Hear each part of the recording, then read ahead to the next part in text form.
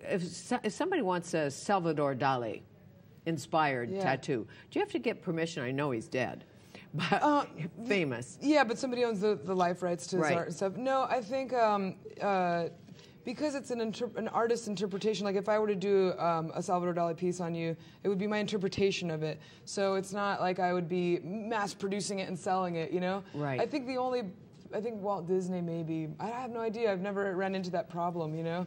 But actually, Salvador Dali was a really big fan of tattooing. Before he passed away, he had said that tattooing was a medium that he just couldn't understand. He was so impressed by it.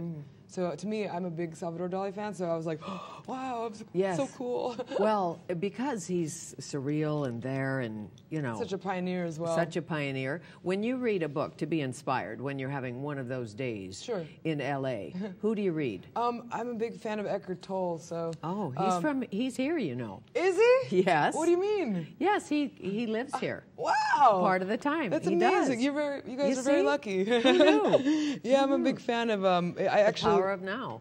Power of Now and A New Earth. A New Earth I've read 1,000,000 times over, and I'm like a nerd. I totally Twitter quotes that he'll come up in his lectures, and I've watched a lot of his lectures. I was actually watching one on creativity on the way over here. So. Really? Yeah. Well, and as you know, he's a writer, an inspiring man, but he can you can carry him with you. Yeah. And you have to reread. Totally. Eckhart Tolle. Well, I'm hard-headed, so I have to. Well, you dropped out of school. Yes, I did. Not something that I would promote, but I think everything happens for a purpose, and we're all going where we're supposed to be going. Oh, sure. It's the journey, is it not? Now, what about athletes who come to you? Olympic athletes? Yeah, I've tattooed Jamie Thomas. Yeah, you Jamie tattooed Thomas, the skateboarder. Professional skateboarder. I tattooed Natasha Kai, who has won the gold medal twice, and that was such an inspiring story, especially coming from a woman. You know. Yeah, I was tripping out the other day. The Lakers were playing, and they're also tattooed now. It seems like it's part of, the requirements or something. It's pretty impressive. And the football players, they're all most of the NFLers. So awesome. It's part of the locker room. Right? Now, well, there was a day, and as you know, and you probably weren't even alive, but if you got a tattoo and you played on a major sports team, you'd probably get kicked off the team. Sure. I mean, I remember it's something that was considered, you were crazy, Right. So it's different now, I think. Okay, tell me about the High Voltage Tattoo Shop. Yeah, your shop. My shop. Yeah, it's like my home away from home.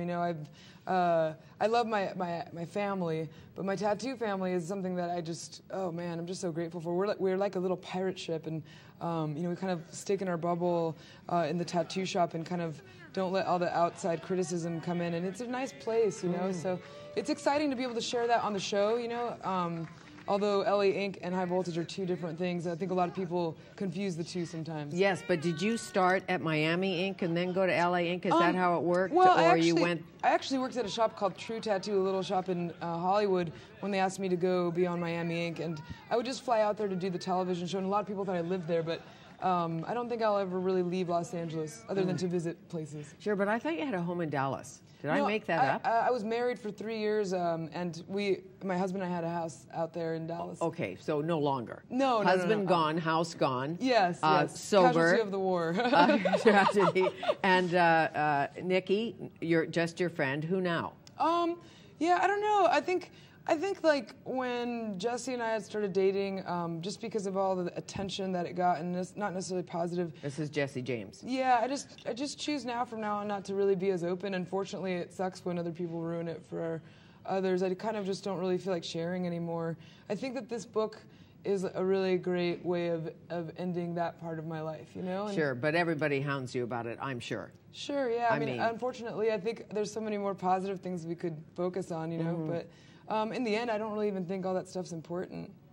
Tell me about the stars. I got the stars on my face. Originally, I just had one on each side, and then over the years, I've just, accumulated them, My ex-husband told me, oh, don't get any more stars on your face. And I was like, oh, yeah, watch this. And I got like 7 more. The rebel in you, and there's one under here, too. Yeah, a little flower. So back when I used to drink, I used to say, oh, it's something for you to look at when I take shots. But I'm sober 3 years now. So really, congratulations. Yeah, thank you. You got the cake. Yeah. But tell me about that journey. What was the tough part? I think the physical part of quitting drinking wasn't difficult. I just think adapting to seeing the world through sober eyes was a wake-up call, you know? I mean, you really start seeing who your real friends are when you give up a lifestyle like that. And my phone stopped ringing for a long time, and I think it's a blessing, you know? It was almost like a filtering out people that not necessarily love you, you know? Sure, but it's also like you have a lot more time. Yeah, and also, no more hangovers, which is great. That is great. Well, when I do get the odd hangover, we always make the promise in the morning. I'll never do that again. Yeah, right? I hate feeling like that. Why do I do this? And it gets harder as you get older. Why do I do that? Yeah. Did you go to an AA or whatever, or did you just quit?